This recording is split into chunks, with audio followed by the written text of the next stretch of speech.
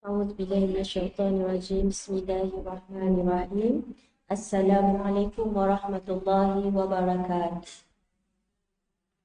إن الحمد لله نحمده ونستعينه ونستغفره ونعوذ بالله من شرور أنفسنا ومن سيئات أعمالنا من يهده الله فلا مضل له ومن يضلل فلا هادي له أشهد أن لا إله إلا الله وحده لا شريك له أشهد أن محمدا عبده ورسوله سبحانك لا علم لنا إلا ما علمتنا إنك أنت العليم الحكيم لا حول ولا قوة إلا بالله العلي العظيم رب اشرح لي صدري ويسر لي أمري واحلل عقدة من لساني يفقه قولي اللهم صل على محمد وعلى آل محمد كما صليت على إبراهيم وعلى آل إبراهيم إنك حميد مجيد اللهم بارك على محمد وعلى آل محمد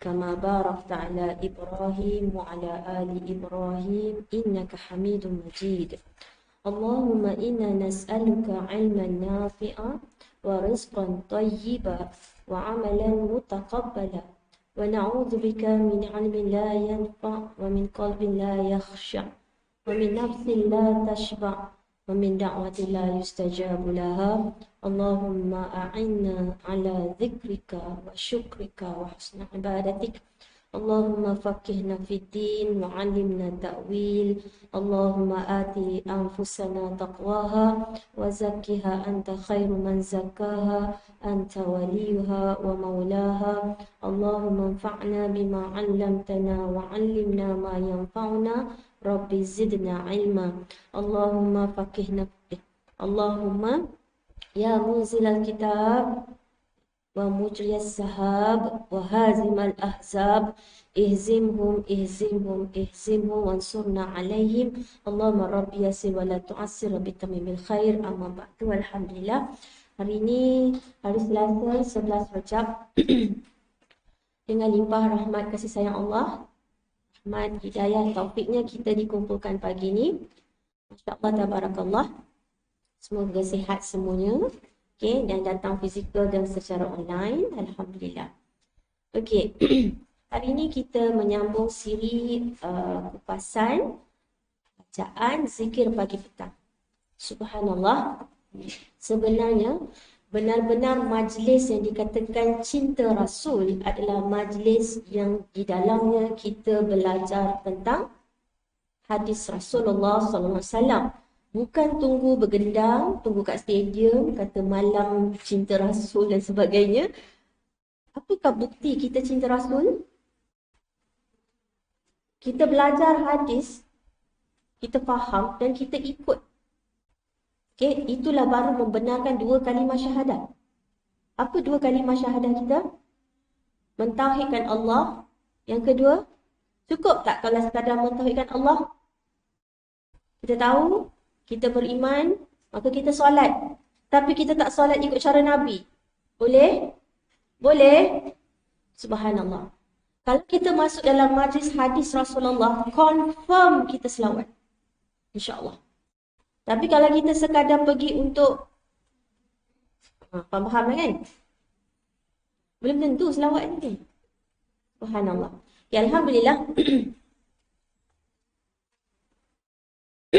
Kalau ikutkan, kita akan masuk hari ini. Kita dah bincangkan ayatul kursi, ayat yang paling agung di dalam Al-Quran. Kita dah bincangkan surah Al-Ikhlas, surah ke-112. Okay? Di mana fadilatnya adalah seumpama 1/3 Al-Quran. Jadi kalau baca 3 kali, khatam. Macam tu ke? Jadi tak payahlah baca 30 juzuk gitu. Macam ni kalau anak kita tanya, anak cucu kita tanya, kata baca Huwallah 3 kali dah macam khatam. Sebab sekali 1/3, 3 kali 3/3. Maknanya kalau 1 kali macam 10 juzuk. 3 kali 10 kali 3 dia dah masih kan cucu kita tu 30 juzuk. Jadi tak payahlah baca Quran lagi Iya ke? Iya ke? Ingat sesuatu yang sama nilai tak semestinya boleh menggantikan. Saya nak tanya, kalau kita solat, kita baca 3 kali Qul Huwallahu Ahad. Sah tak solat? Tak baca Fatihah ni. Lepas doa iftitah, terus baca Qul Huwallahu Ahad 3 kali. Sah ke tak? Solat sunat je pun. Sah ke tak? Ah, walaupun solat sunat Walaupun solat sunat, tak baca Fatihah tetap tidak sah. Kenapa? Sebab Al-Fatihah itu rukun. Jadi kalau Qul Huwallahu Ahad 3 kali dah satu Quran, 30 juzuk, tu maksudnya tadi tu. Sama nilai, tak semestinya boleh menggantikan. Faham Subhanallah, Allahu Akbar. Jadi kita kena jelas, kena faham betul-betul macam mana nak terangkan kalau orang tanya kita. Allahu Akbar. So baca surat Ikhlas ni dicintai Allah. Kita tahu kan, kita dah belajar minggu lepas bagaimana seorang sahabat ni dia sentiasa baca surat Al-Ikhlas setiap rakaat kan, sampai sahabat tanya dekat Nabi, dia kata kenapa? Sebab dia mencintai surah tu. Maka khabarkan kepadanya dia juga dicintai Allah. Allahu Akbar. Okey.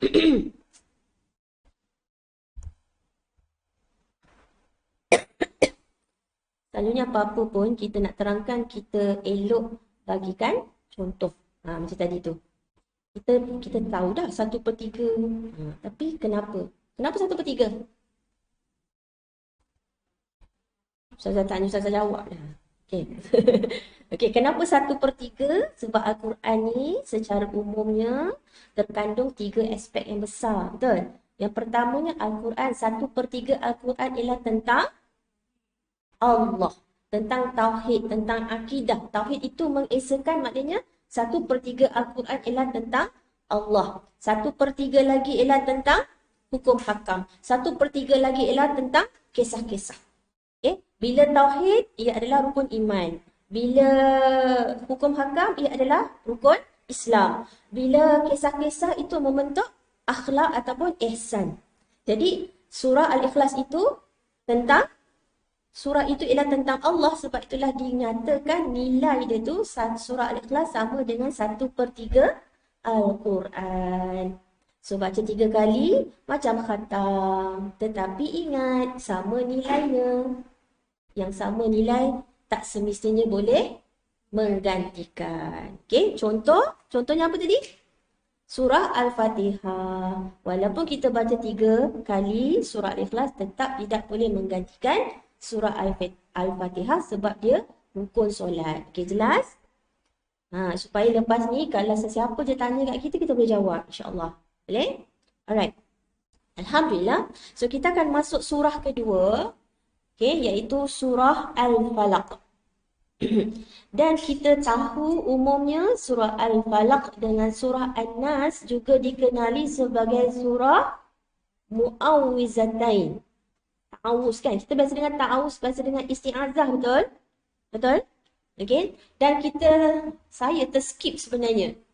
First sekali sebenarnya kalau kita mula zikir pagi petang, kita mula dengan ta'awuz ataupun isti'azah. Ada alif, ada sin, ada ta. Isti'azah maknanya alif, sin, ta tu menunjukkan permohonan.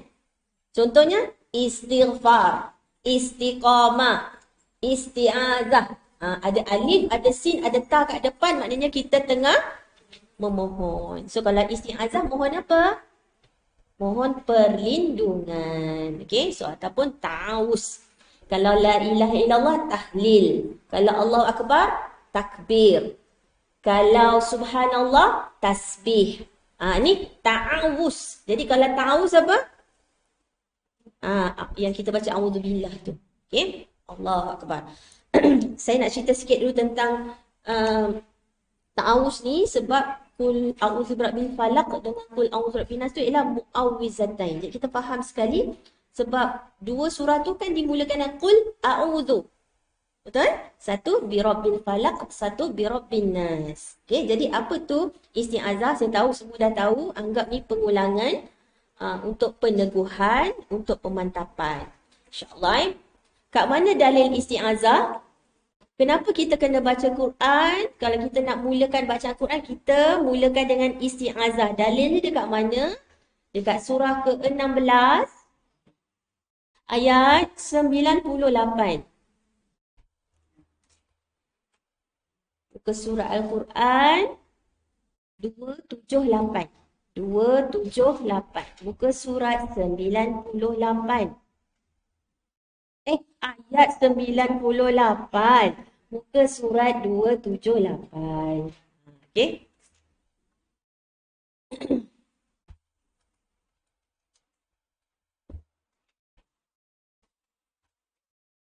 Sebab itu nak mula baca Al-Quran, mulakan dengan isti'azah ataupun ta'awuz. Dalilnya surah ke-16 ayat 98. Ini dalil dia. A'udzu billahi minasyaitonir rajim. Fa idza qara'tal Qur'ana fasta'iz billahi minasyaitonir rajim. Oleh itu, apabila engkau membaca Al-Quran, maka hendaklah engkau terlebih dahulu memohon perlindungan kepada Allah dari hasutan syaitan yang kena rejam. Ini secara ringkas je lah. Okey, mudah-mudahan. Nanti nak lebih detail, insyaAllah bulan kedua ni, siri kedua Al-Fatihah insyaAllah. Okey. Siapakah syaitan?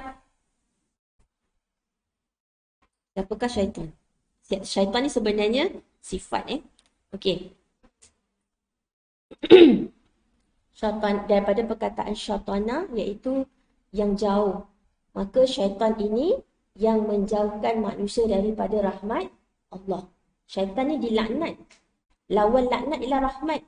Jadi syaitana menjauhkan, jadi syaitan menjauhkan kita dari rahmat Allah. Siapakah musuh kita, musuh tradisi dulu, kini dan selama-lamanya? Siapa? Yang sangat bencikan kita ialah syaitan. Buka surah 35 ayat 6. Surah Fatir. Surah ke-35 ayat 6 muka surat 435. Al-Quran muka surat 435. So kita kena tahu yang benar-benar musuh tradisi selama-lamanya seluruh keturunan kita. Okey, kita kena tahu siapa yang paling benci kat kita. Siapa yang paling benci kat kita? Surah Fatir ayat 6. Inna syaitana lakum aduun fattakhidhuhu aduwa. Innama. Kalau dah inna sesungguhnya tambah pula dengan ma. Ni. Innama. Kalau inna sesungguhnya tambah lagi ada ma lagi. Maksudnya apa? Ma tu maknanya hanyalah. Maknanya ada tak yang lain? Tak ada. Inilah one and only. So Allah tegaskan. Innama yada'u hizbahu liyakunu min ashabis sa'ir. Sesungguhnya. Bila ada inna, maksudnya apa? Ada yang meragui. So Allah nak kita betul-betul yakin. Sesungguhnya syaitan itulah bagi kamu, bagi kalian,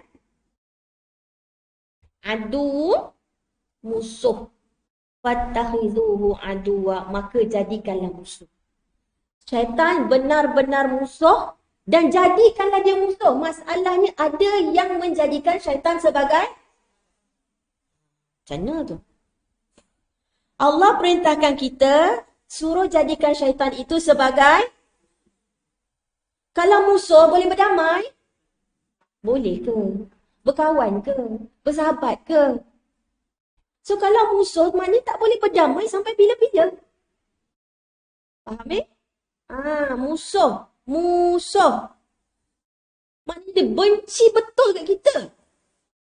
So wajar ke kita nak ikut dia? Allahu Akbar. So siapa yang suruh jadikan musuh ni? Siapa yang perintahkan kita suruh jadikan syaitan itu sebagai musuh? Siapa? Allah. Allah kata fattakhidhu. Maka kau jadikan syaitan ini musuh bagi kamu. Allah tak kata jadi kawan. Allah kata jadikan sebagai musuh. Kalau manusia, Allah perintahkan apa? Maafkan. Sayang balik. nasihatkan dia. Syaitan? Boleh maafkan? Maknanya tak boleh. Maknanya tak boleh. Apa buktinya? Okey, cuba tengok surah ketujuh, surah Al-A'raf ayat 199. Al-A'raf ayat 199. Okey, Al-Quran buka surat 176. 176. Khudhil 'afwa wa'mur bil 'urfi wa'rid 'anil jahilin. Terimalah apa yang mudah engkau lakukan dan suruhlah dengan perkara yang baik serta berpalinglah. Jangan dihiraukan orang-orang yang jahil, yang degil dengan kejahilannya. So Allah kata apa? Bagi orang yang tak baik dengan kita, okey, Allah suruh buat apa tu? Berilah maaf, ajak dia buat baik. Lepas tu, kalau tak nak juga, kita tinggalkan dia. Tapi kalau syaitan, cuba tengok ayat selepas tu, ayat 200. Kalau syaitan, wa imma yanzaghannaka minasyaitani nazghun fasta'idz billah. Innahu sami'un alim. Untuk manusia, okey, maafkan. Tapi kalau kita dah maaf, kita dah tegur, kita dah ajar, kita dah didik, kita dah cegah, tapi dia tak nak juga, kita serahkan kepada Allah. Kita dah buat bahagian kita. Okay? So kalau tengok dekat ayat 200, ayat selepas tu, dan jika engkau dihasut oleh sesuatu hasutan dari syaitan, maka mintalah perlindungan kepada Allah. Allah tak suruh maafkan. Allah suruh kita buat apa? Kalau syaitan je Allah suruh buat apa? Mohonlah perlindungan. Sesungguhnya Allah Maha mendengar lagi mengetahui. Kenapa di hujung ayat ini Allah As-Sami, Allah Al-Alim? Ini menunjukkan, okay, ulama mengajar kita, okay, ulama tafsir memberitahu, innahu, sesungguhnya, hu tu siapa? Dia, iaitu Allah Maha mendengar.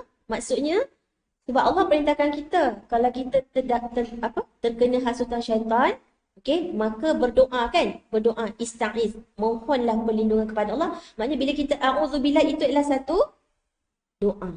Allah Maha mendengar doa kita. Dan Allah Al-Alim, hujung ayat ni ditutup dengan nama Allah Al-Alim, bermaksud apa? Sebab kita tahu kita boleh nampak syaitan. Kita boleh nampak syaitan. Syaitan boleh nampak kita? Boleh. Bayangkan kalau kita bertinju, kita meninju orang yang kita tak nampak. Rasa tu senang tak nak menang? Menang tak? Rasa tak nampak, invisible, halimunan. So syaitan kita tak nampak tapi dia nampak kita. Dia bolehlah tumbuk kita kalau macam tu sebab dia nampak kita. Maka Allah Al-Alim. Maksudnya Allah yang tahu kat mana syaitan tu. Kat belakang kita ke, kat depan kita ke, kanan kita ke, kiri kita. Kita tak nampak. Tapi siapa yang nampak? Yang pastinya Allah Al-Alim tahu syaitan tu kat mana. Boleh? Jelas? Nampak? Okay, tadabbur, tazakur. Kamu okay? Tadabbur, tazakur.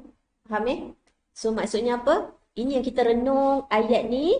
Okay, kita tengok apa kita kena praktis. Dan kalau lebih lagi ayat itu ada Asma'ul Husna, kaitkan dengan konteks ayat tu. Mesti ada sebab. Kenapa bukan nama Allah yang lain? Kenapa nama Allah yang ni? Dan bila dia digabungkan dua, kita belajar fiqhul Asma'ul Husna kan? Kalau dalam satu Al-Quran ada dua Asma'ul Husna, maksudnya apa? Dia lagi bertambah keagungan tu. Menambahkan kekuatan, kekuasaan Allah. Okay? Kesempurnaan Allah. So, kenapa Allah saja yang boleh lindung kita daripada syaitan? Sebab dia As-Sami', dia Al-Alim. Allah Akbar. Okay, kalau nak tengok contoh kedua lagi. Okay, cuba tengok surah Al-Mu'minun. Surah 23. Okay, buka ayat 96 ke surat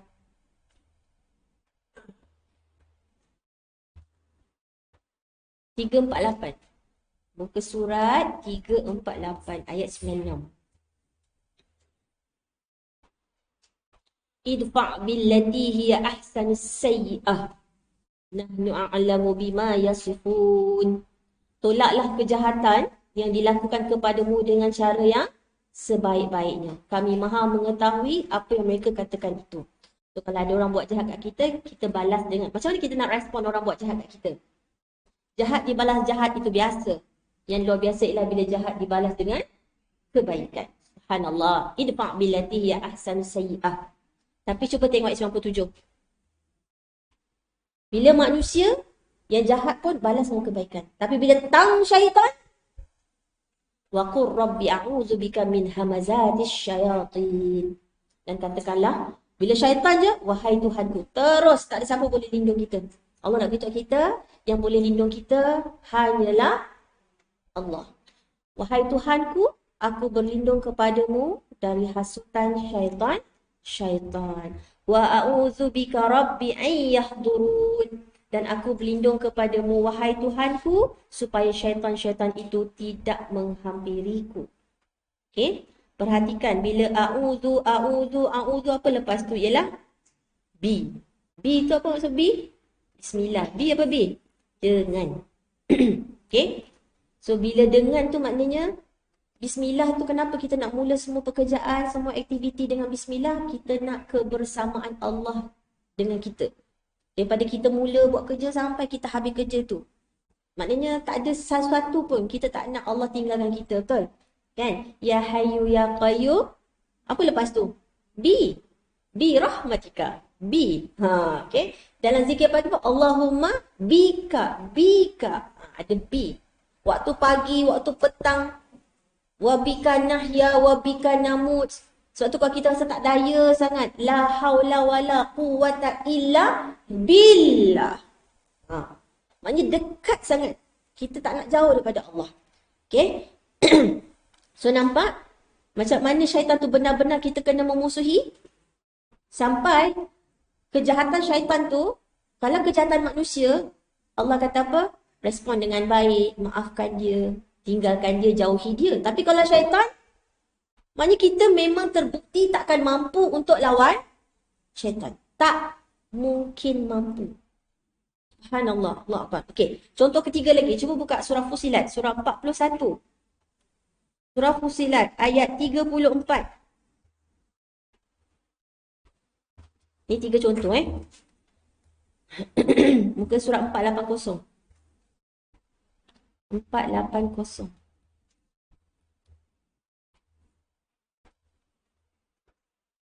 Lebih kurang ayat tadi. Wala tastawil hasanatu wala sayyi'ah idfa' billati hiya ahsanu fa idzal ladzi bainaka wa bainahu adawatun ka'annahu waliyyun hamim. Dan tidaklah sama kesannya dan hukumnya perbuatan yang baik dan perbuatan yang jahat.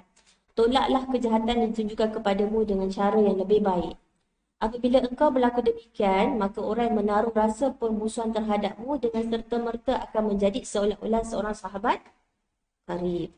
So, Islam mengajar kita jahat dibalas dengan baik dan tidak mustahil orang yang memusuhi kita satu hari nanti boleh jadi sahabat. Okay. Siapakah Sayyidina Umar? Asalnya. Nak bunuh Nabi. Tapi kat mana hari ini Sayyidina Umar? Sebelah Nabi. Subhanallah. Allah Akbar. Okay. Cuba tengok ayat selepas tu. وَمَا يُلَقَّاهَا إِلَّا الَّذِينَ صَبَرُوا وَمَا يُلَقَّاهَا إِلَّا ذُو حَظٍّ عَظِيمٍ. Dan sifat terpuji ini tidak dapat diterima dan diamalkan melainkan. Tadi tu. Bayangkan jahat dibalas baik. Senang ke susah? Sulit. Okay. Melainkan oleh orang-orang yang bersikap sabar. Sabaru. Ingat bila sabar tu, lepas tu ada waw, ada alif, maknanya ada ketersalingan. Dia dengan orang yang buat jahat kat dia tu disabar. Dan tidak juga dapat diterima dan diamalkan melainkan oleh orang-orang yang mempunyai bahagian besar dari kebahagiaan dunia dan akhirat. Subhanallah. Ini jaminan Allah. Kalau orang buat jahat kita balas baik, dapat apa tu? Keberuntungan yang besar di dunia, bahagia dunia dan akhirat.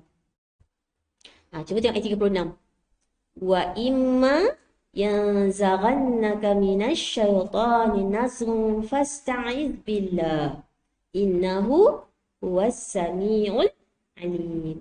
Dan jika kau dihasut oleh sesuatu hasutan dari syaitan, maka hendaklah engkau meminta perlindungan kepada Allah. Sesungguhnya, dialah yang maha mendengar lagi maha mengetahui. Allah mendengar permohonan kita.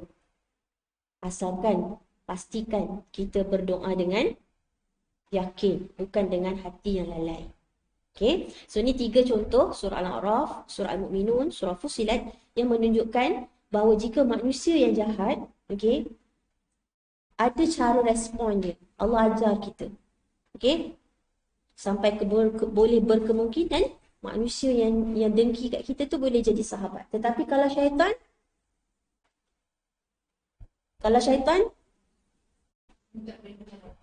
kita tak disuruh untuk serang.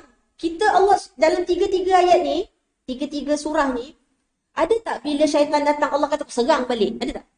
Ada tak? Allah tak suruh kita serang balik pun, maknanya apa tu? Maknanya apa? Confirm tak? Tak mampu. Confirm kita tak mampu serang balik syaitan tu. Allah kata apa? Paling senang kau minta je perlindungan daripada aku.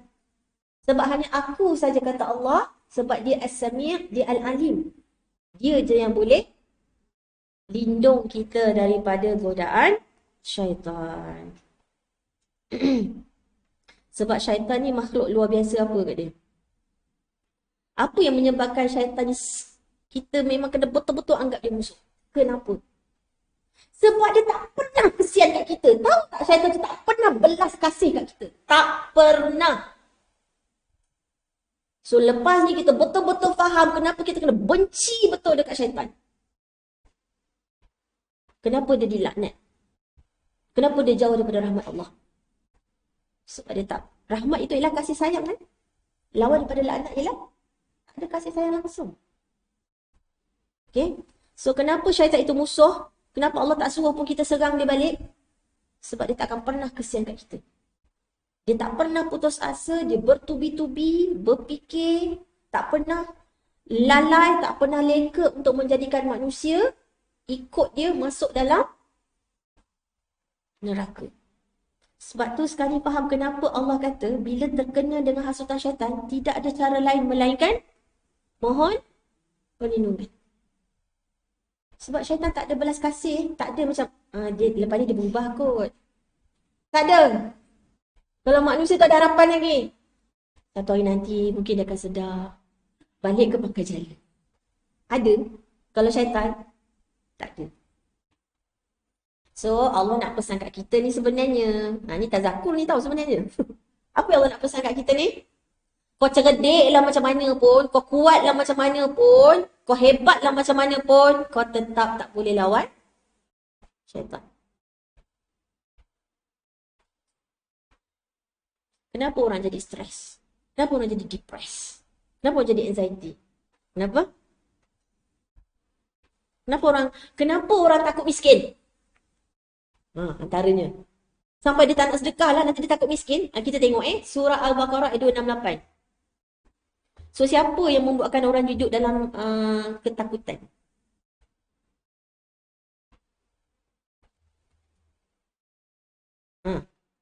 Ayat tu dimulakan dengan apa tu? Dimulakan dengan apa? Asy-syaitan. Asy-syaitanu ya'idukumul faqr. Fakir. So yang manusia ni yang takut susah, takut miskin, takut dikata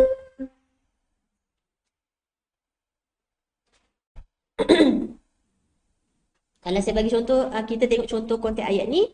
Syaitan itu menjanjikan menakut-nakutkan kamu dengan kemiskinan dan kepapaan jika kamu bersedekah atau menderma. Dan dia menyuruh kamu melakukan perbuatan yang keji. Iaitu dalam konteks ayat ini bersifat bakhil dan kedekut. Sedang Allah menjanjikan kamu dengan keampunan daripadanya serta kelebihan kurnianya. Dan ingatlah, Allah Maha Luas limpah rahmatnya, lagi sentiasa meliputi pengetahuannya. Wallahu wasi'un alim. Subhanallah. Jadi yang membisik-bisikkan kita supaya buat fahsyat dan mungkar siapa? Syaitan. Dia akan menakut-nakutkan kita kalau kita sedekah nanti harta berkurang. Penat kau kerja. Duit pencen kau nak bagi kat orang, kau sedekah. Buat penat je kau dulu kerja. Kau dulu yang usia malam bersusah payah belajar. Dapat kerja best. Gaji pun besar. Pencen pun besar. Contoh. Dia menakut-nakutkan kita. Dia siap kata lagi, nanti kau bagi kat orang, anak cucu kau macam mana? Macam itulah lebih kurangnya. Okay. So, menyebabkan so, kat sini kita nampak lah. Ini salah satu contoh. Sebenarnya yang menakut-nakutkan kita tu siapa? Syaitan. Okay.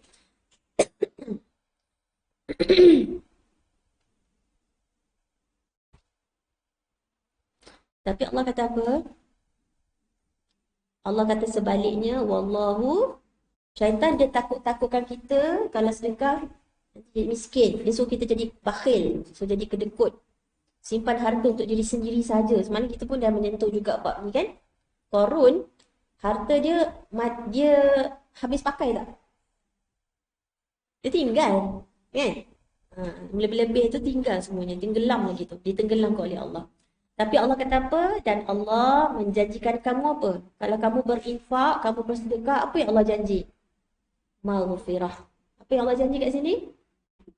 Maghfirah.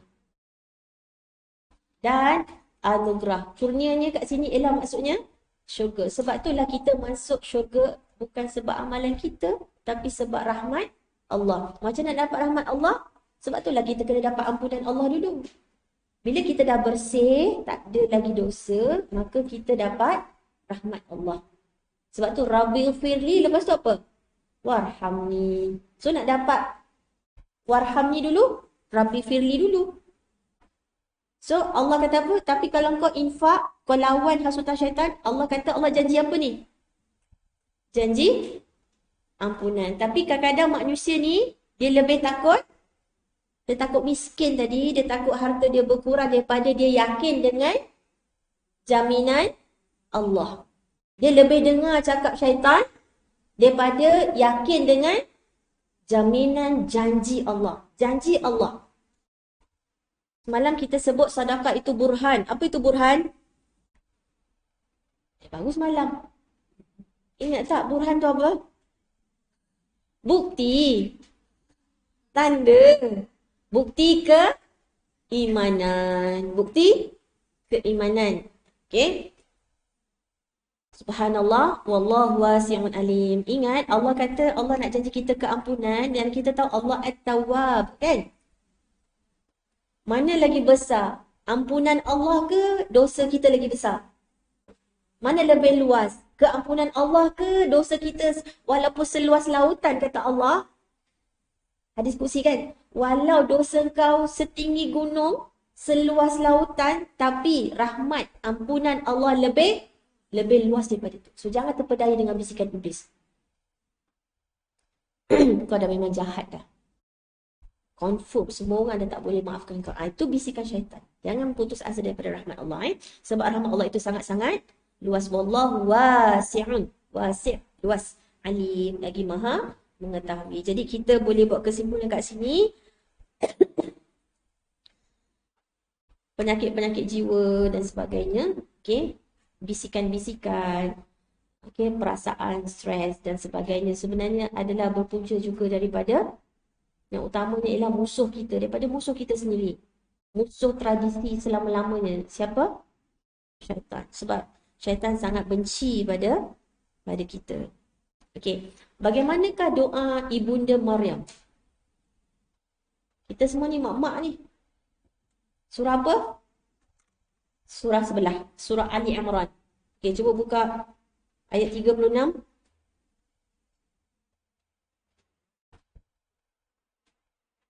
Surat 54.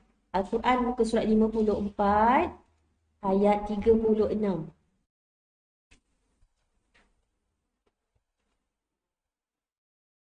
Allah berfirman yang bermaksud, maka apabila dia melahirkannya, berkatalah dia, wahai Tuhanku, sesungguhnya aku telah melahirkan seorang anak perempuan, sedang yang aku harap-harapkan ialah anak lelaki. Dan Allah memang mengetahui akan apa yang dilahirkannya itu. Dan memanglah tidak sama anak lelaki dengan anak perempuan. dan bahawasanya aku telah menamakannya Maryam.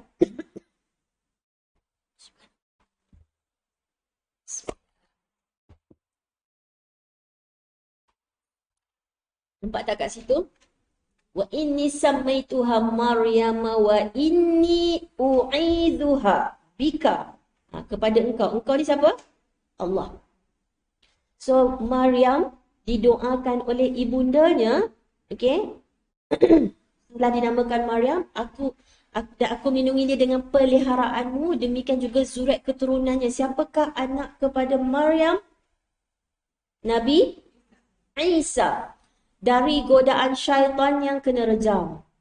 Inna syaitanir rajim. Sepertinya doa ibunda Maryam dimakbulkan Allah, betul?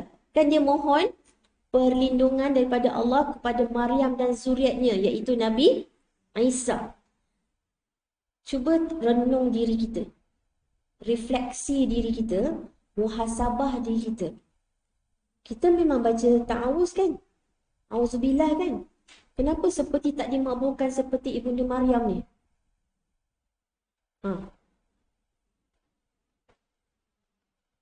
Kenapa seperti kita dah ta'awuz tapi kita masih juga mengikut bisikan syaitan?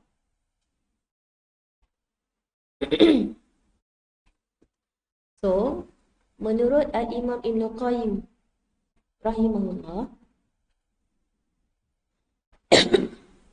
sebenarnya, Ibn Qayyim mengatakan, bilakah syaitan paling semangat akan menghasut kita? Ketika kita sedang beribadah. Waktu tu kemuncak semangat syaitan akan menggoda kita. Sewaktu kita sedang dalam buat kebaikan. Tengah baca Quran, tengah solat, tengah bersedekah. Asalkan kita dalam majlis ilmu, asalkan kita dalam kebaikan, benda-benda baik, waktu itulah syaitan paling bersemangat nak menggoda, nak menghasut kita. Okey? Subhanallah, jadinya supaya mudah-mudahan ta'awuz kita itu berkesan, dimakbulkan oleh Allah, maka yang pertamanya ialah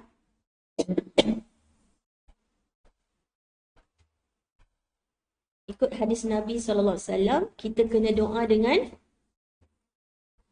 yakin. Ta'awuz ni ialah satu doa. Isti'azah ialah permohonan, maksudnya dia doa. Tapi doalah dengan keyakinan. Ada perasaan. Bukan sekadar doa macam kita baca tu macam sebutan adat je. Dia jadi biasa, tak ada perasaan. Sedangkan dia adalah ibadah. Berdoalah kepada Allah dalam keadaan yakin akan dikabulkan. Dan ketahuilah bahawa Allah tidak mengabulkan doa dari hati yang lalai. So kalau sekadar lisan kita baca, kita dah banyak kali ulang dah. Tapi kita tak meyakininya sungguh-sungguh, iaitu tak berharap sungguh-sungguh, tak yakin sungguh-sungguh, mulut je cakap, hati tak bermaksud, lalai lah tu. So bila lalai, serupalah tak yakin. Bila tak yakin, so doa tak dikabulkan.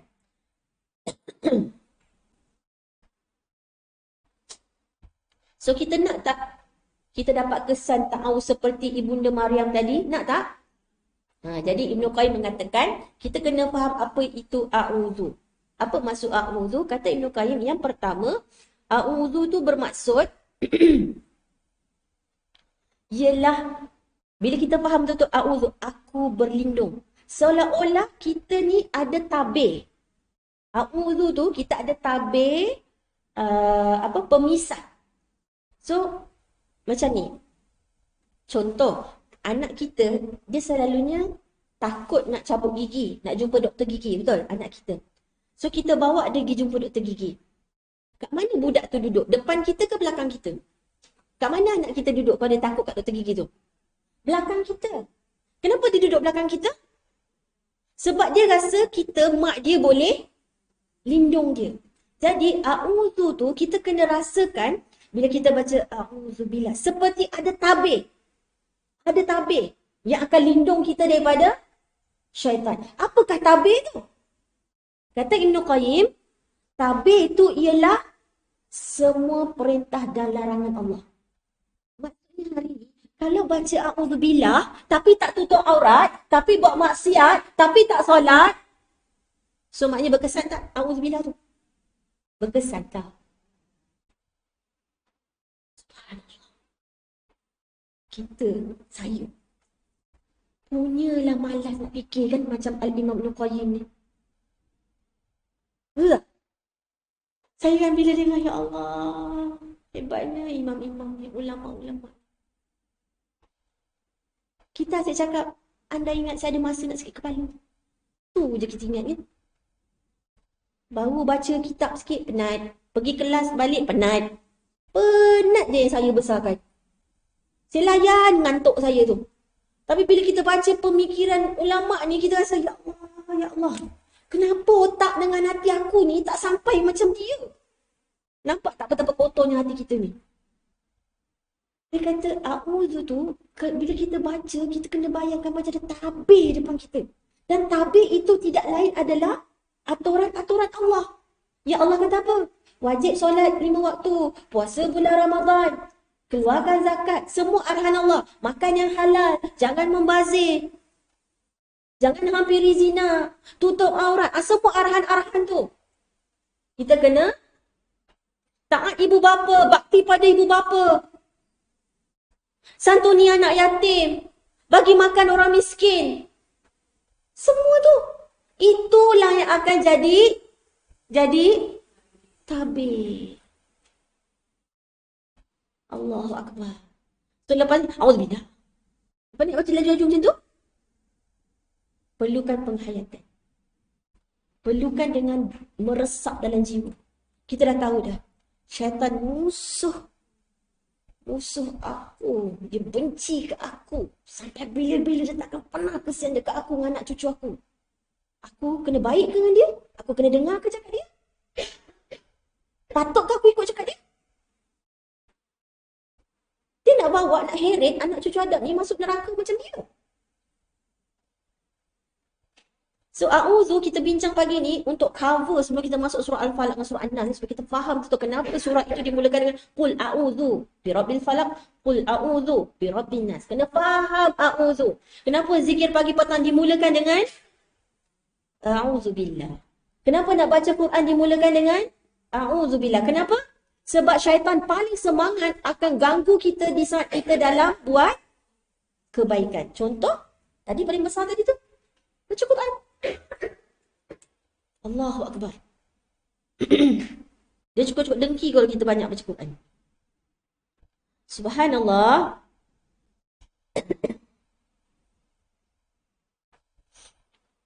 Jadi kalau baca a'udzubillah, tahu makna, tapi masih bergelumang dengan maksiat, membuat durhaka kepada Allah, maka bacaan itu seperti tidak menjadi tabir.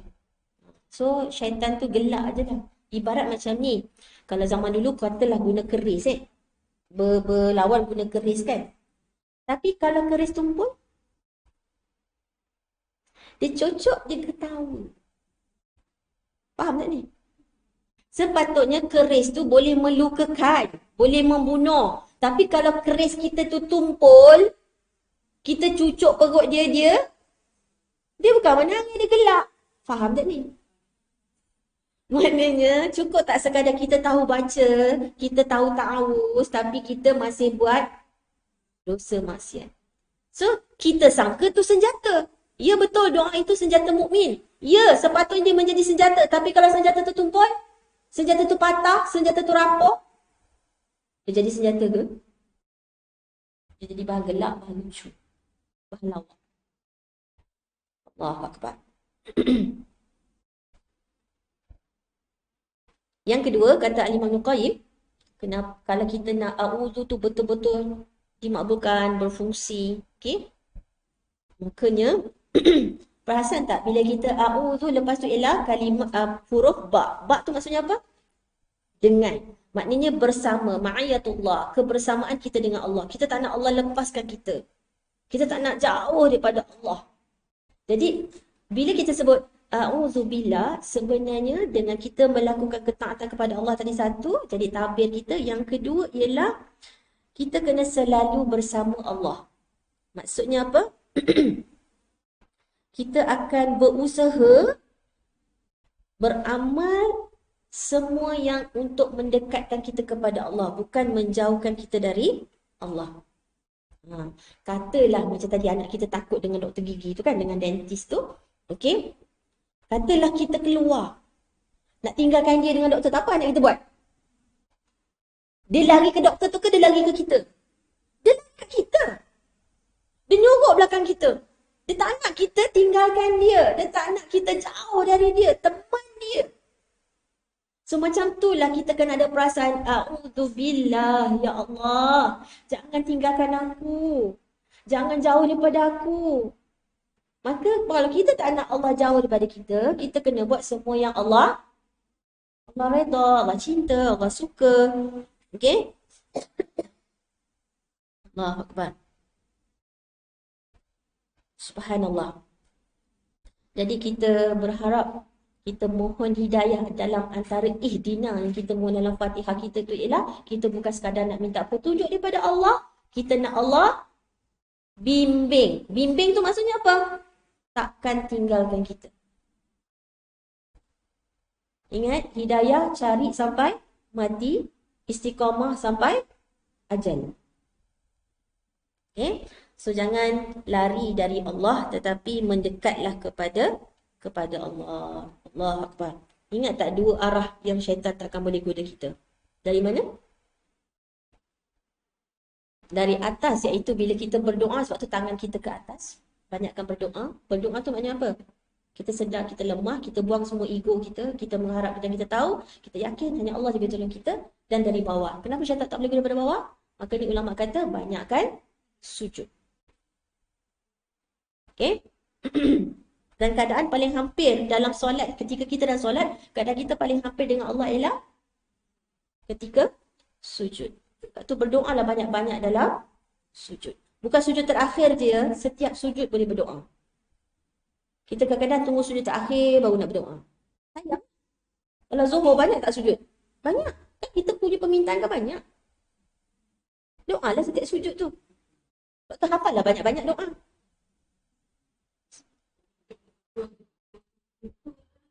Kabir tak akhir pun ingat Allahu Akbar. Subhanallah. Jadi mudah-mudahan kat sini kita nampak tak betapa yang kita selama ni pandang enteng, pandang remeh kepada a'udzubillah itu adalah sesuatu perlindungan yang sangat penting, sangat besar. Sebab itulah dimulakan. Sebelum kita buka Quran pun dah dimulakan. Ada dalil yang diperintah Allah kan. So maknanya ta'awuz dulu. Asalkan kita nak buat benda baik, mesti kena ta'awuz. Okay? Sebab syaitan paling bersemangat ketika kita dah nak buat baik. Kerana baru ni nak buat baik, itu pun dah goda kita kan. Tak apalah, kau muda lagi. Contoh. Okay.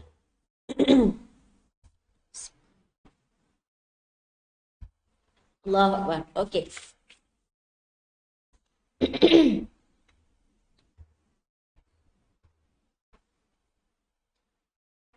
A'udzu billahi minasyaitonir rajim. A'udzu. Tu aku. Aus. Aku berlindung. Tu kata akar dia. Maknanya kita tengah berlindung. Ikutlah berlindung pada apa selepas tu ialah billah, dengan Allah. So kita seperti nak mengisytiharkan, okey, buang segala keegoan dan kesombongan kita, dan kita tak nak bergantung pada diri kita. Kita tengah declare dengan Allah, okey, aku nak bergantung padamu ya Allah. Aku serahkan total jiwa ragaku kepadamu ya Allah. Itu a'udzu. Bawa perasaan tu dia kalau baca a'udzu tapi belagak lagi, okey, tak apa, rumah aku ni CCTV keliling, ada guard lagi kat luar. Tak boleh macam tu. Nombor satu dulu, Allah dulu. Okay. Ba tu dengan ataupun kata sendi, harfun jar. Kalau bahasa Arab lah, saya belajar bahasa Arab. Allah ialah lafzul jalalah. Min dari, tu pun kata sendi ataupun apa? Kata penghubung kan? Min.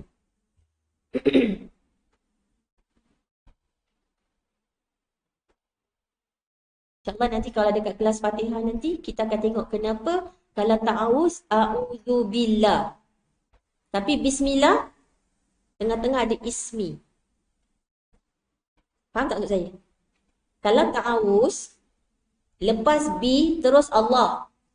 Tapi bismillah, lepas bi, bukan Allah. Ismi dulu, nama Allah. Ada beza. Tunggu. Okay. Alright.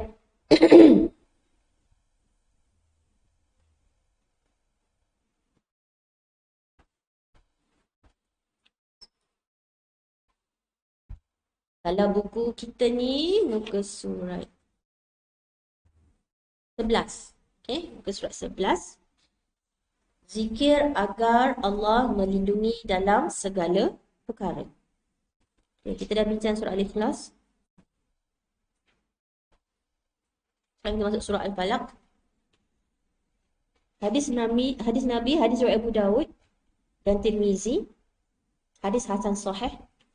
3 surah penting dibaca setiap pagi dan petang. Abdullah bin Khubayb radhiyallahu anhu berkata, Rasulullah sallallahu alaihi wasallam. Selawat. Allahumma salli ala Muhammad. Kita kalau belajar hadis, confirm kita selawat. InsyaAllah. Ya, Rasulullah SAW berkata kepadaku, bacalah Qul huwallahu ahad, iaitu surah Al-Ikhlas, dan Al-Mu'awwizatain, iaitu surah Al-Falaq dan An-Nas, saat petang dan pagi hari sebanyak 3 kali, maka itu akan mencukupkanmu dari segala sesuatu. Okay, mencukupkan, melindungi kita dari segala sesuatu.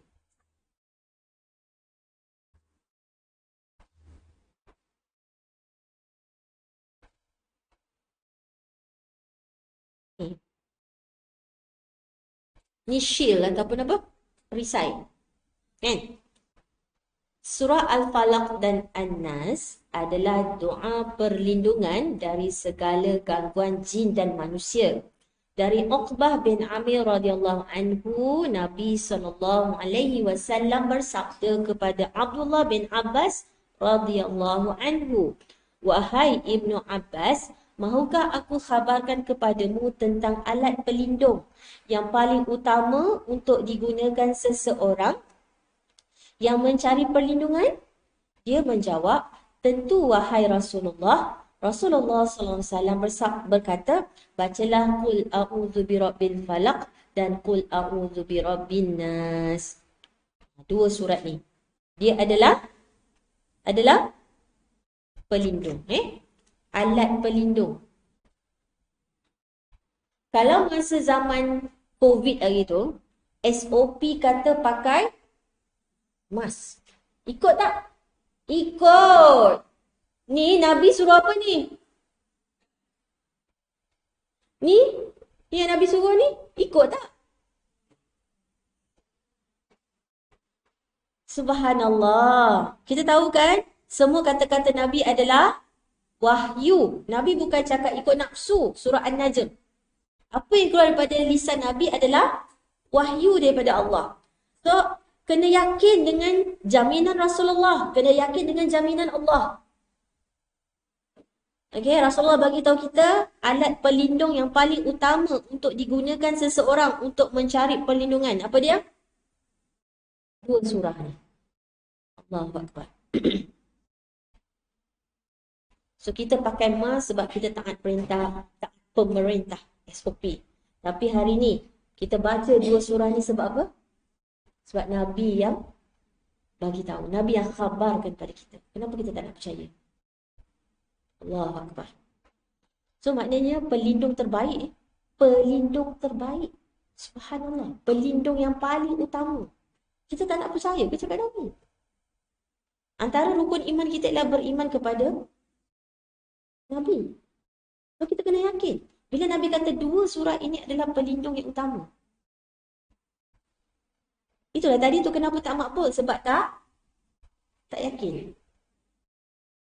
Kita kena betul-betul yakin jadinya pelindung yang utama maksudnya apa kat sini?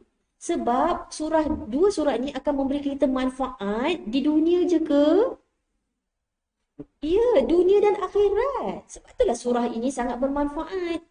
Sebab surah ni beri manfaat bukan sekadar di dunia, tapi di akhirat juga. Sebab itulah Rasulullah suruh kita baca lepas solat, zikir pagi, zikir petang, sebelum tidur. Betul tak? Kan? Kalau tak Rasulullah tak suruh. Macam kita baca ayat kursi tu kan? Ha. Kalau saya tanya, semua hafal. Terror. 3 kul, hujung lidah je, pejam mata pun boleh baca. Ayat kursi pun. Tapi kenapa seperti kita masih dalam kerisauan, kegelisahan walaupun dah baca surah tu? Maknanya kita tak betul-betul yakin. Allahu Akbar. Okey. Kita tengok kepada surah Al-Falaq. Surah ke berapa?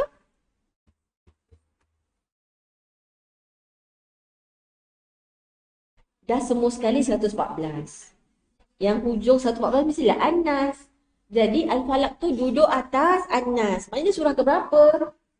113. Tiba-tiba lupa nak kira.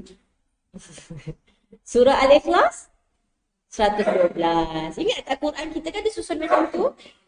Jadi bawah sekali tu 114, atas dia 113 atau 12. Jadi Al-Ikhlas 112, Al-Falaq 113, An-Nas 114.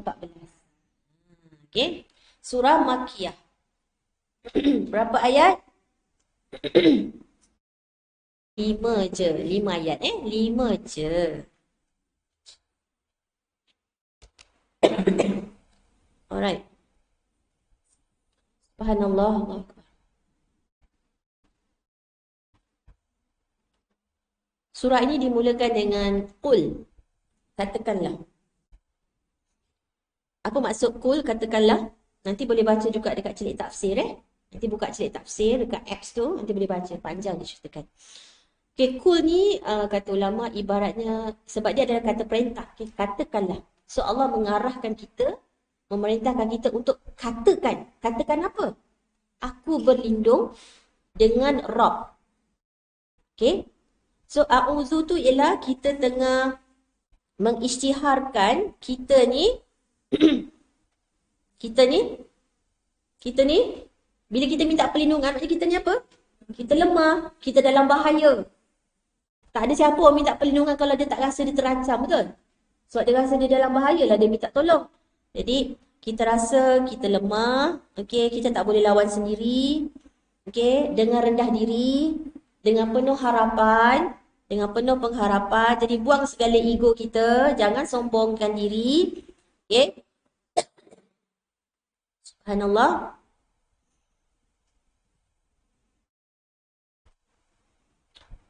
So kita, sebab itulah dalam ayat ni, dalam surah ni dimulakan dengan katakan. So Allah nak kita sedar diri ni. Kita perlukan Allah. Kita perlu bergantung pada Allah. Okay? Buang ego Jangan rasa diri tu kuat sangat. Allahu Akbar. Qul a'udzu. Tapi kalau kita dalam ketakutan, contohlah, tengah musim pencuri. Contoh. Okay? Nombor 1, kita ingat Allah, kita ingat polis.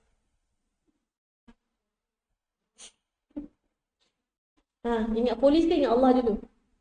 999. Ke kita sebut A'udzubillahi minasyaitanir. Itu membuktikan apa tu? Sungguh kita belum terbiasa lagi nombor 1 cari. Kita belum terbiasa lagi. Sungguh yang paling berkuasa melindungi kita ialah faham tak ni? So apa tazakurnya? Ni baru Qul ni. Baru belajar Qul. Sungguhlah ya Allah. Allahu Akbar. So jangan ingat bila kita tadabbur Fatihah, kita tadabbur walaupun surah Al-Falaq An-Nas, kita rasa ni surah tadika. Kita rasa ni surah budak-budak. Dah tahu dah. Contoh. Tapi baru cerita pasal kul a'udhu, dah terkena dah. Macam nak kena lempang dah kan. Sungguhlah, aku dengar bunyi je kan. Lain macam bunyi orang buka gate je. Handphone mana? Terus keluarkan dulu. A'udzubillahi minasyaitonirrajim. Apa je lah. Mu'awwizatan ini. Al-Falaq dengan An-Nas. Sebab tu kena baca sebelum tidur. Kenapa? Sebab kita kau tidur, kau dah letih sangat contohnya kan. Pula tu memang ada guna ilmu sihir lah contoh. Memang tak sedar. Jadi masa tu siapa boleh tolong kita? Siapa boleh tolong kita? Masa tu boleh dial nombor polis. Hanya kuasa Allah, Rabbul Falaq, Rabbun Nas yang boleh tolong kita. Allah Akbar. Lepas tu kena baca sebelum tidur. Kenapa kena baca lepas solat? Kenapa kena baca lepas solat?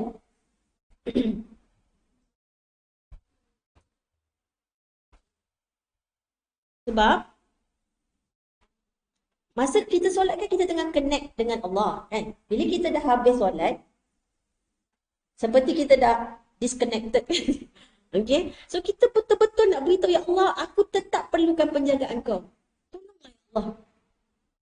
Itu menunjukkan hamba, status kita sebagai hamba. Okay, subhanallah. Lepas ni kita biasa-biasakan. Apa-apa pun, sekecil-kecil perkara pun, sampai sebesar-besar perkara pun, biasakan diri kita untuk kembali kepada Allah. Serahkan kepada Allah dulu. Kembali kepada Allah. Ingat dekat Allah dulu. Baru ingat makhluk. Boleh? Saya tengah nasihat diri saya juga ni sebenarnya. Ya Allah.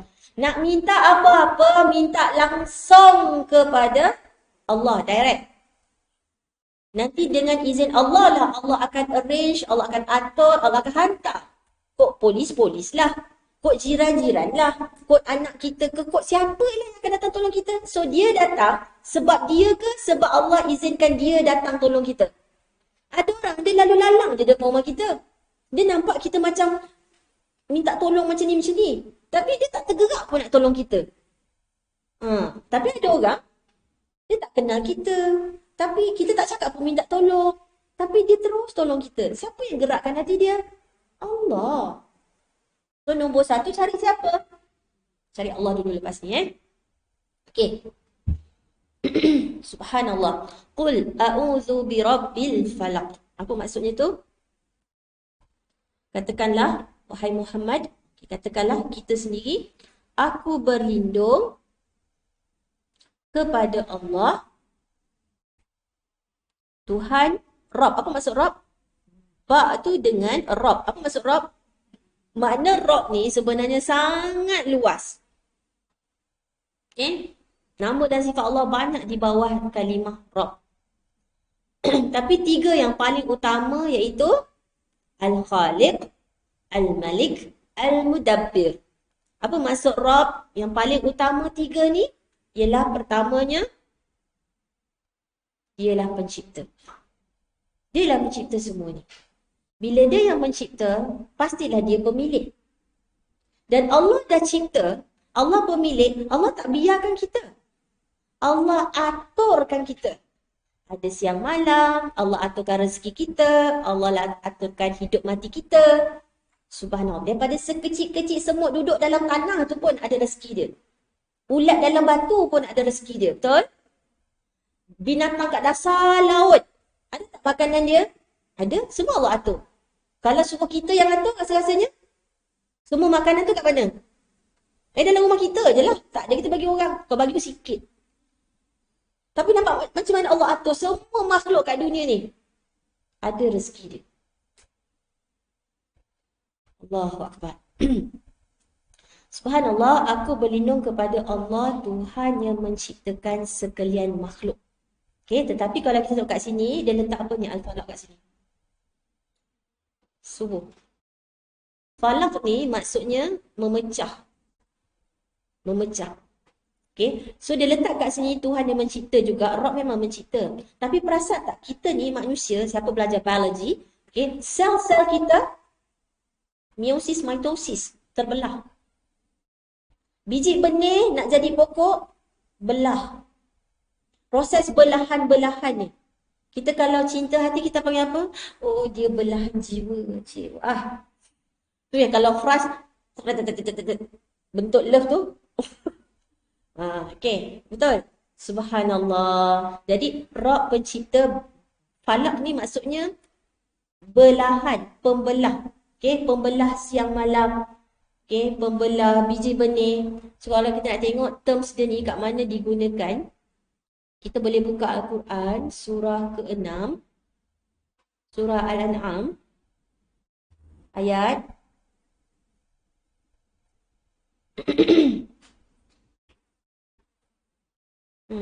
95.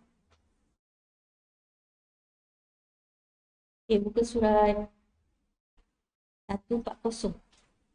140.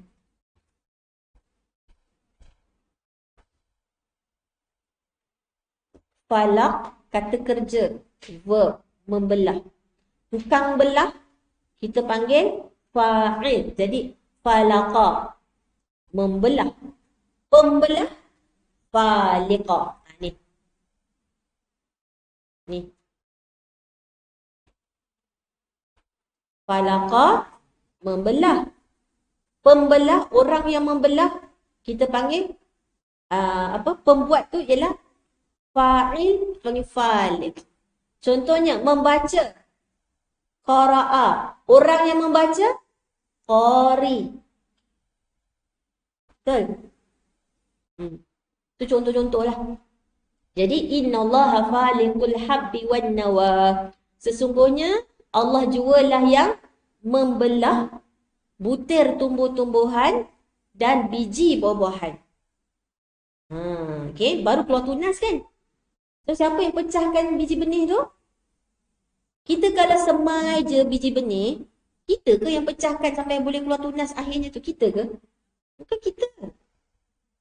Siapa yang belahkan masa biji benih dan tanah tu? Allah beritahu dia. Innallaha, dialah Allah, zat yang membelah dan menumbuhkan butir tumbuh-tumbuhan. Dia yang mengeluarkan hidup dari yang mati. Okay, kita tengok pula ayat selepas tu. Nampak lagi sekali. Faliq. Ni, faliq. Dia juga membelah. Menyingsingkan. Allah jualah yang membelah cahaya subuh. Yang menyingsingkan fajar. So, tadi surah Al-Falaq tu. Qul a'udhu birabbil falaq. Apa maksud tadi tu? Katakanlah, aku berlindung dengan Rabb, Tuhan yang mencipta, membelah, yang berkuasa, pemilik waktu subuh. Jadi kita nak fahamnya, dia banyak tersirat sebenarnya. Okey, ketika kegelapan malam, sebab surah Al-Falaq ni menceritakan kejahatan-kejahatan yang berlaku pada waktu gelap, waktu malam.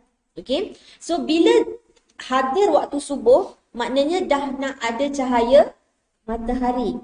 So, kejahatan itu, okay, yang boleh lindung kita kejahatan-kejahatan waktu malam itu, yang datangkan cahaya. So, kita pun daripada malam, gelap malam, bertukar kepada siang. Siapa yang jadikan waktu subuh tu? Waqtilafil laili wan nahar, kan? Yang bersilihkan malam dan siang. Siapa? Allah. Jadinya, Allah nak keluarkan kita daripada kejahatan malam tu. Dia yang boleh keluarkan kita daripada kejahatan malam itu menuju cahaya, terang. Bila terang, kita dah kurang takut. Ustaz, yang kita takut tu waktu gelap. Sinonim dengan kegelapan itu sinonim dengan ketakutan, kejahatan. Cahaya itu sinonim dengan kebaikan, kebenaran, kebaikan. Betul? Okay, so kenapa waktu subuh? Kenapa pembelah waktu subuh? Sebab nak beritahunya, ada 4 kejahatan yang kita minta Allah lindung kita. Okay, dan sesungguhnya 4 kejahatan ni adalah 4-4-nya ni luar kawalan kita. Luar kawalan kita. Dan kegelapan kejahatan ni, 4 yang digambarkan surah Al-Falaq ni, kalau kita terselamat daripada 4 kejahatan ni, kita akan tenang. Okey, macam mana kita bangun waktu subuh? Cuba bayangkan, ketika kita bangun waktu subuh, kita rasa apa? Fresh, Nak kita dapat a very good sleep kan. Okay? Tidur yang berkualiti. Kita bangun tidur tu kita rasa apa? Sebelum tidur tadi penat, kita bangun tidur kita rasa fresh, kita rasa segar, kita rasa bersemangat, kita rasa happy. Betul? Jadi ini juga nak menggambarkan kita nak perasaan tu, perasaan lega. So bila Allah nak beritahu kita ni, kalau kau selamat daripada 4 perkara ni dan yang boleh selamatkan kau ni hanyalah Allah, maka kau akan tenang. So tak adalah. So hidup kau akan bahagia. Tak ada kerisauan, tak ada kegelisahan. Sebab kau dilindungi. Boleh nampak dia punya tersiratnya itu? Kesan kita baca surah Al-Falaq ni, kesan kita baca surah Al-Falaq An-Nas ni, hidup kita akan tenang. Seperti tenangnya waktu subuh. Sebab manusia ni, bila dia selamat daripada 4 perkara dalam surah Al-Falaq tu, hidup dia akan tenang. Allahu Akbar. Subhanallah. Kisah Nabi Musa ketika laut terbelah tu pun, Allah gunakan Falaq. Dekat surah 26 Asy-Syu'ara. Ni saya bagi contoh je lah. Ayat 63. Satu bahasa Arab ni sangat kaya. Nampak tak ni? Fam falaqa. Lalu terbelahlah. Falaq juga. Terbelah apa kat sini? Laut. Untuk Nabi Musa. Surah 26 ayat 63. Ni semua pengetahuan untuk kita lah. Supaya kita nampak, ya Allah, hebatnya bahasa Arab Al-Quran. Sebab tu Allah pilih bahasa Arab sebagai bahasa Al-Quran. dia punya pemaknaan tu sangat luas ni. Allahu Akbar. Jadi falaqa, kalau dasarnya Rob ni ialah khalaqa, falaqa, fatara. Tu semua sama. Mencipta. Pencipta. Balik pada surah kita tadi, surah Al-Falaq. Katakanlah wahai Muhammad. So kalau Nabi pun Allah perintah untuk berlindung, siapakah Nabi Muhammad SAW? Maksum. Betul? Nabi insan yang mulia pun diminta oleh Allah untuk berlindung dengan Rabbil Falaq. Ini kan kita.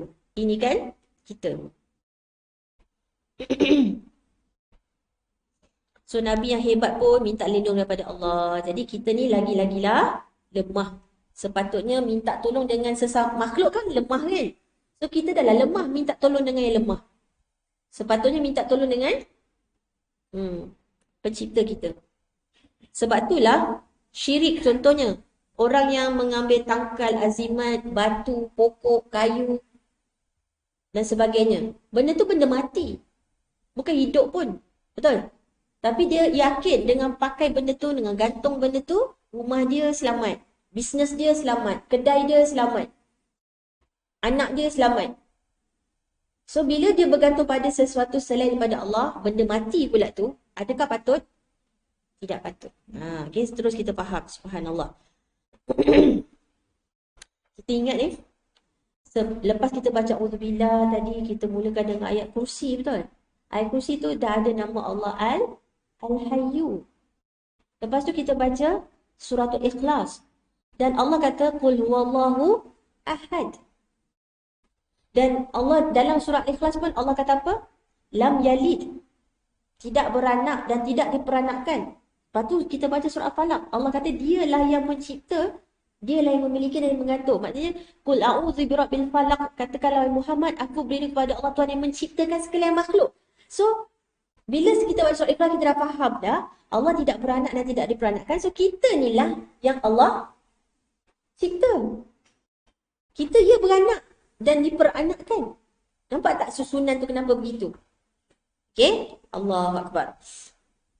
So kenapa kita kena berlindung kepada Allah? Birabbil falaq. Min syarri ma khalaq. Dari kejahatan, bencana, keburukan yang engkau ciptakan. Maksudnya apa kat sini? Maknanya kejahatan, keburukan pun siapa yang cipta? Siapa yang cipta? Allah. Allah yang ciptakan. Tetapi kita dah tahu semua ciptaan Allah itu tidak sia-sia. Rabbana ma khalaqta hadza batila. So kejahatan yang Allah cipta itu sebenarnya ada tujuan dan ada kebaikan. Contoh, kalau ambil contoh simple, contoh katalah bom. Kenapa bom dicipta sebenarnya? Bom dicipta kalau kita nak runtuhkan bangunan ke, kan? Tetapi bila salah guna, bagi orang yang tak beriman, bom tu dia pergi musnahkan manusia. Contoh. Faham So, kalau ular, Allah ciptakan kita jadi takut pada ular. Kenapa? Supaya bila kita takut ular, kita terus ingat yang kita nak minta perlindungan ialah kepada Allah. Allah ciptakan sakit. Tapi bila kita dah belajar, kita tahu sakit itu boleh gugurkan dosa. So, walaupun benda tu keburukan, tetapi Allah jadikan sebab apa? Ada tujuan. Ada kebaikan di sebalik tu. Kita yang tak tahu. Okay, faham Macam semalam kita belajar, Allah Al-Qabid, Allah Al-Basit. Dia yang menyempitkan dan dia yang meluaskan. Betul? Kenapa Allah sempit? Kenapa Allah luaskan? Kenapa Allah tak jadikan kita sedunia ni semuanya kaya raya? Kenapa ada orang miskin? Subhanallah. Faham Dari pada bencana makhluk-makhluk yang dia ciptakan. Subhanallah. Wa min syarri ghasiqin idza waqab, dan dari kejahatan, syar ni kejahatan, ghasiqin gelap, idza waqab, dari bahaya gelap apabila dia masuk. So ghasiqin ni ialah gelap. Bila telah gelap, bila makin gelap. Saya nak menyentuh juga, waktu solat isyak sebenarnya sampai tengah malam. Kat mana? Kita tengok dekat surah Al-Isra, surah ke-17. Kat ayat 70.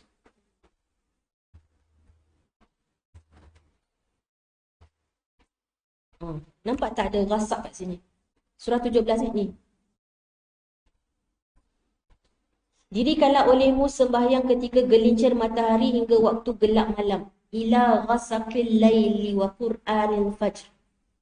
Okay. So, ni solat fajar, solat subuh. Ghasaq ni ialah gelap malam. So, pendapat yang paling kuat waktu isyak adalah sampai separuh malam. Sebab tu Allah bezakan dengan fajar.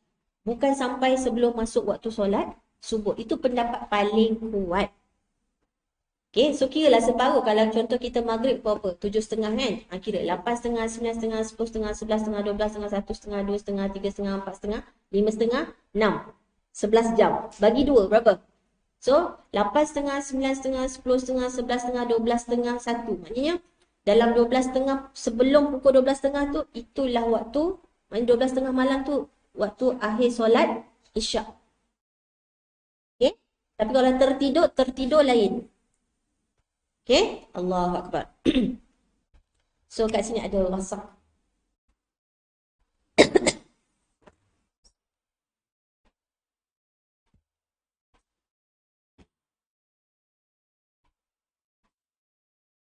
Dari gelap malam. Yang keempat, wa min syarrin nafasati fil uqad, dan dari kejahatan makhluk-makhluk yang menghembus-hembus pada simpulan-simpulan dan ikatan-ikatan.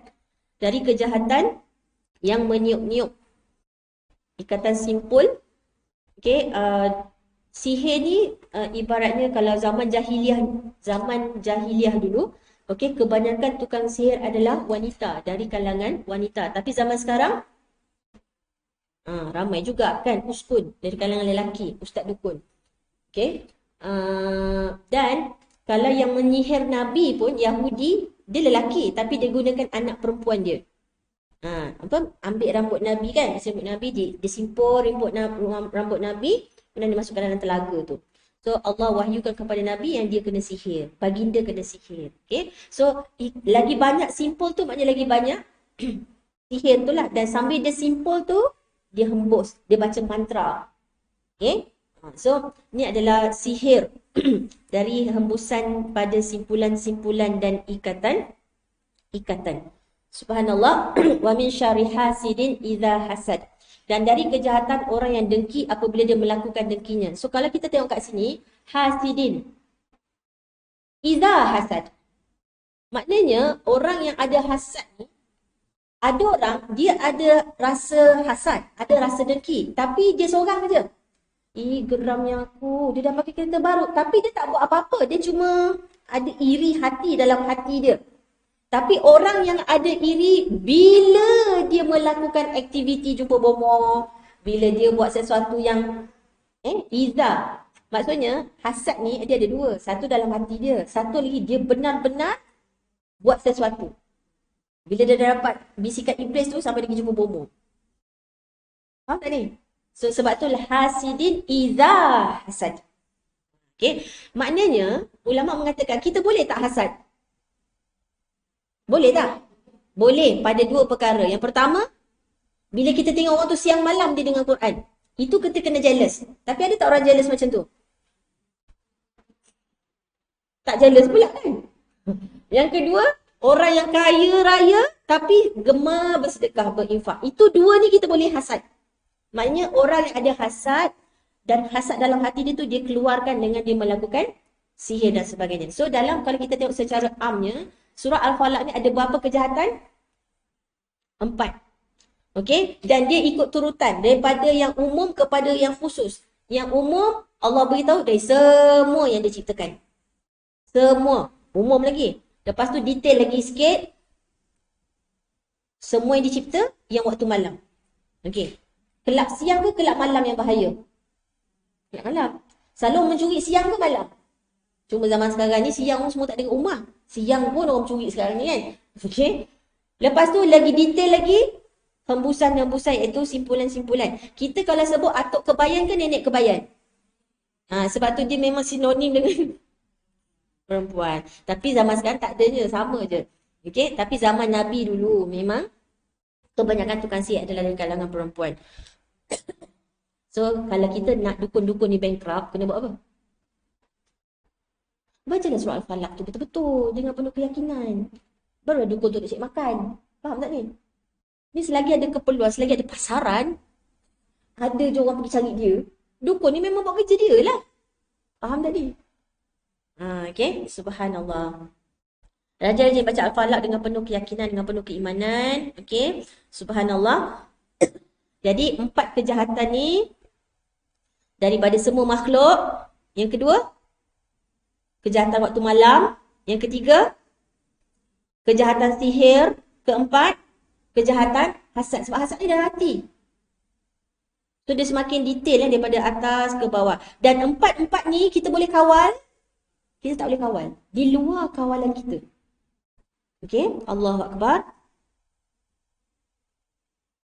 Dan keempat-empat ni, contohlah kalau hasad lah saya ambil contoh hasad ataupun sihir. Kita tahu ke siapa yang nak sihir kita? Kita tahu ke siapa yang hasad dengan kita? Kita tahu? Kita tak tahu. Sebab tu kita kena baca surah Al-Falaq ni. Supaya Allah memang lindung kita. Okay? Faham tak kenapa kita kena baca 2 kul ni? Al-Falaq dengan An-Nas? Sebab kita memang tak tahu siapa yang ada hasad dekat kita. Kita memang tak tahu siapa yang ada niat nak buat jahat kat kita. Okay? Subhanallah. Kalau tahu senang kan? Okay? Ada orang dia dengki sebab cinta, sebab harta, sebab bisnes, sebab kecantikan, macam-macam. Okay? Macam-macam sebab boleh terjadinya semua tu. Allahu Akbar. So, jadi kejahatan dengan keburukan ni, kalau di luar badan kita, tadi itulah. Kejahatan yang berbentuk di luar tubuh kita, apa dia? Pencuri, perogol, lagi apa? Syaitan, sihir, tu luar jasad kita. Tapi kejahatan dalam diri kita ada tak? Ada tak? Ada. Kejahatan syar tu termasuk kejahatan yang ada dalam badan kita, iaitu nafsu. Okay? So kita ni banyak kelemahan kita. Kalau tak dilindungi, kalau Allah tak lindung kita, kalau kita tak mohon perlindungan kita, nafsu dalam diri kita sendiri pun kita tak boleh nak kontrol. Okay, subhanallah.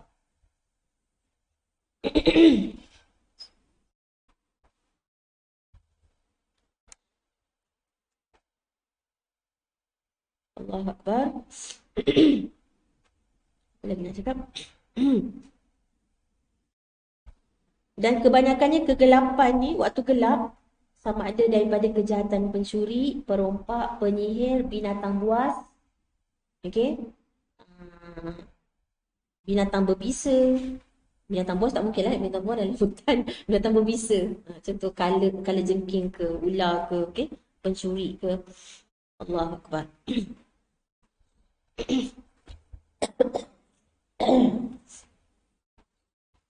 Subhanallah. Empat kejahatan ulang balik apa dia? Semua makhluk ciptaan Allah, daripada kita mohon perlindungan daripada kejahatan semua makhluk ciptaan Allah. Okay? Semua tu yang tadi tu, luar badan kita ataupun dalam badan kita. Okay? Dua-dua kita nak minta perlindungan daripada Allah.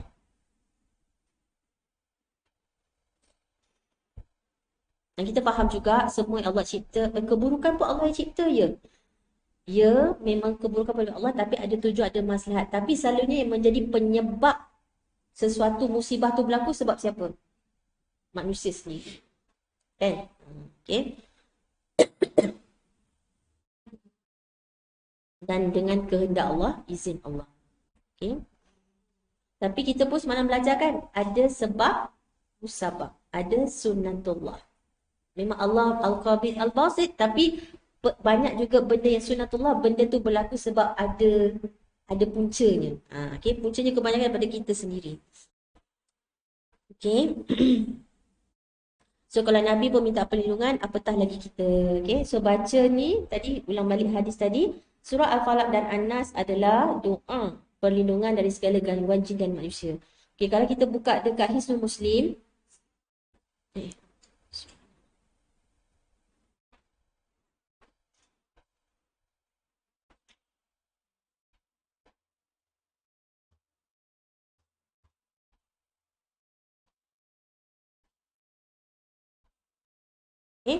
kita baca 3 kul ni sebelum tidur, betul? Okay.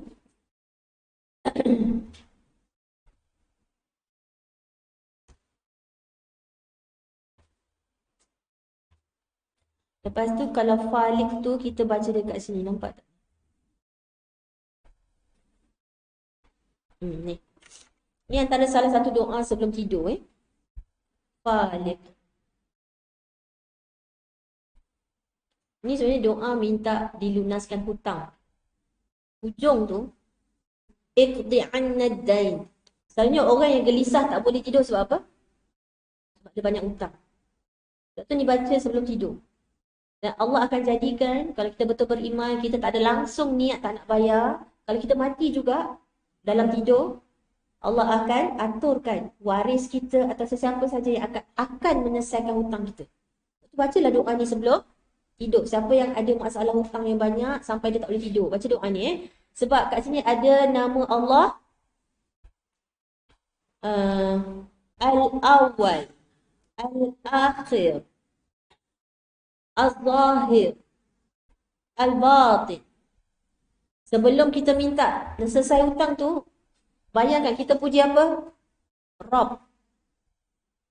Pemilik, pencipta, pencipta, pemilik, pengatur. Berapa langit? 7. Bumi. Pemilik arash. Rabb semua. Kulla syai'. Yang belah apa ni? Biji benih. Okay? Yang turunkan Taurat, Injil, Quran. Ni. Allahu Akbar. Lepas tu kita mohon perlindungan daripada segala kejahatan. Lepas tu kita puji lagi nama Allah Al-Awwal, Al-Akhir, Al-Zahir, Al-Batin. Jangan tinggal doa ni. Okay? Sebelum tidur. Lagi kita so kita baca 3 kul sebelum tidur. Lepas tu ni juga doa. Okay, a'udhu. Lepas tu dalam zikir pagi petang kita memang ada melindung Allah ma'alimul ghaibi wa syahadah fatirus samawati wal ard. Apa kita minta pelindung kat situ? Kejahatan nafsu kita kan? Lepas tu kejahatan syaitan. Dan kita belum masuk lagi lah. Okay, cuma nak ingatkan kenapa zikir pagi petang ni semua ni adalah melindung kita ni. Kita puji Allah aliman, yang tahu ghaib wasyahadah. Kenapa al-ghaib asyahid kat sini? Al-fatir. Allah al-ghaib, Allah yang tahu apa berlaku masa depan kita. Al-syahadah, Allah yang tahu apa yang berlaku sekarang. Sekarang. Dan kita berlindung dengan Allah yang, kita puji Allah yang tahu apa akan berlaku masa depan dan apa yang berlaku sekarang. Okay. Lepas tu kita minta apa? A'udzubika dari syarri nafsi, kejahatan diri kita. Lepas tu wa min syarri syaitan wa syirki. Okay. Allahu Akbar. Subhanallah. Semoga dengan sedikit sebanyak ringkasan kita membicarakan surah Al-Falaq hari ini, mudah-mudahan the way kita membaca surah Al-Falaq, okay, bukan sekadar ritual ataupun adat lah, baca 3 kali petang, kena baca 3 kul. Yelah, mak kita kan dah pesan dari kecil, sebelum tidur baca 3 kul. Ya dah, mudah-mudahan, ya kita Alhamdulillah, Allah izinkan kita amalkan. Tapi lepas ni kita meningkat amal dengan faham. Okay? Betul-betul meresap. Kalau betul-betul dengan yakin, tak lalai, so kita pun taat perintah Allah, kita tinggalkan semua larangan Allah, maka dia akan jadi benar-benar sitir ataupun tabir yang akan melindungi kita daripada siapakah musuh kita yang utama? Syaitan. Okay? Dan jahatnya syaitan, betapa jahatnya syaitan. Okay? Surah, cuba tengok surah 14 saja saya confirmkan. Surah Ibrahim ayat 22.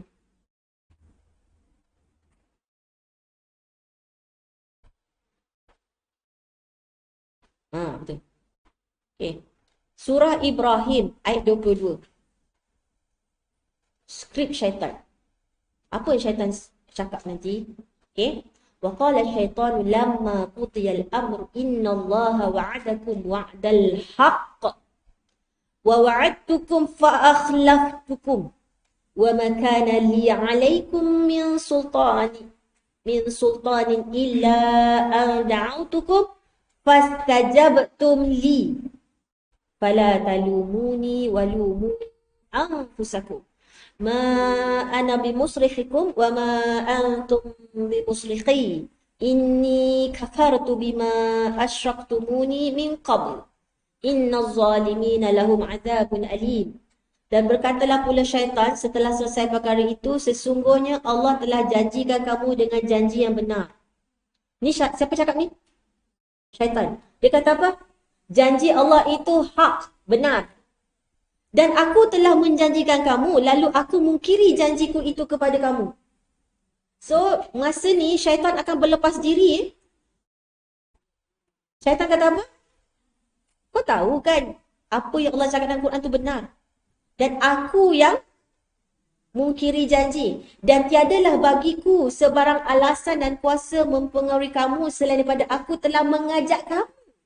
Dia cuma bisik, dia cuma bagi idea, dia cuma ajak. Lalu kamu yang terburu-buru menurut ajakanku itu.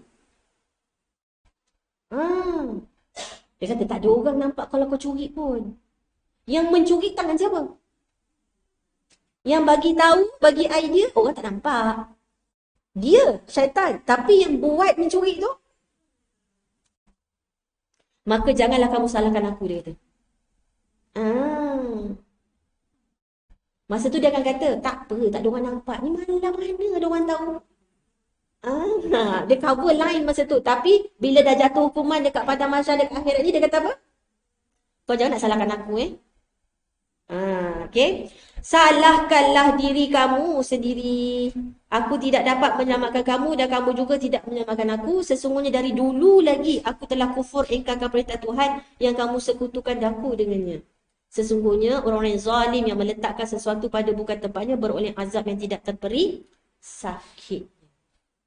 Ni yang saya bagi contoh dekat kelas hari Ahad hari tu. Alim. Sebab tu penting belajar makhraj. Alimun apa ni? Azab yang pedih. Alimun. Tadi. Innallahu sami'ul alim. Kalau kita baca alim, Allah itu memedihkan. Alim yang maha mengetahui. Sebab tu makhraj pelajaran sifat huruf kena belajar. Alim, hamzah, alimun. Dia macam, kan ain dia ada leher dia tersepit tu kan. Jadi ain tu kita akan rasa dia macam tersepit kat sini. Kita punya ni naik. Kita kalau orang tanya, kau nampak tak aku tu? Lah. Tu kenapa boleh? Kenapa tak? Lah. Ada orang kata tak boleh lah, susah lah ain tu. Cuba kita cakap dengan dia.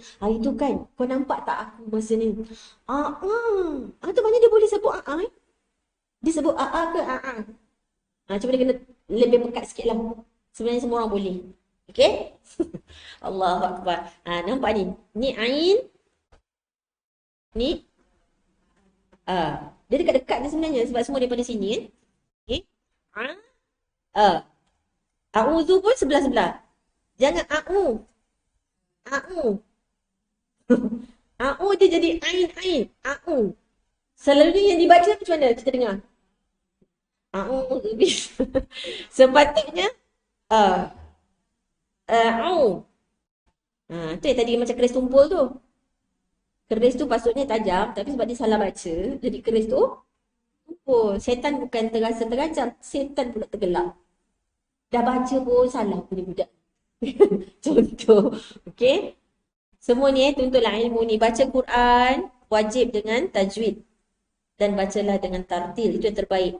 Subhanallah, saya pun masuk kelas anak saya. Rupanya orang baca Quran dia ada speed dia.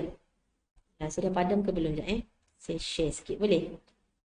Harap-harap saya tak padam lagi gambar tu. Ni kelas anak saya. Okay. Dalil baca Quran. Okay. Hukum belajar, hukum fardu kifayah. Tapi baca wajib. Okay.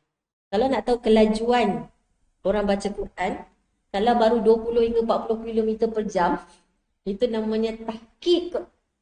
Baca slow, pelan je. Okay.